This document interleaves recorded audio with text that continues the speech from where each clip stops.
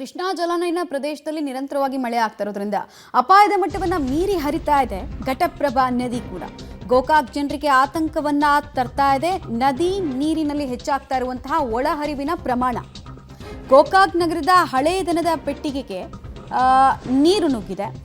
ಬೆಳಗಾವಿ ಜಿಲ್ಲೆಯ ಗೋಕಾಕ್ ನಗರದ ಹಳೆ ದನದ ಪೇಟೆ ಕ್ಷಣಕ್ಕೂ ಕೂಡ ಘಟಪ್ರಭೆಯ ಒಳಹರಿವು ಹೆಚ್ಚಳ ಆಗ್ತಾ ಇರೋದ್ರಿಂದ ಇನ್ನೇನು ರಾಧಾಂತವನ್ನ ಈ ಬಾರಿ ಘಟಪ್ರಭೆ ತರ್ತಾಳೋ ಅನ್ನುವಂತಹ ಆತಂಕ.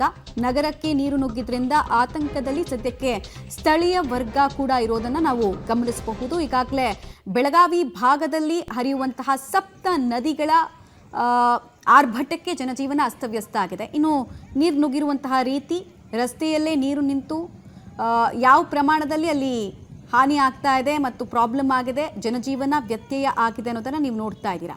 ಇದೇ ರೀತಿ ಇನ್ನಷ್ಟು ನೀರು ಹೆಚ್ಚಳ ಆದರೆ ಬದುಕೋದು ಹೇಗೆ, ಜೀವನ ನಡೆಸೋದು ಹೇಗೆ ಅನ್ನುವಂತಹ ಆತಂಕ ಕೂಡ ಇದೆ.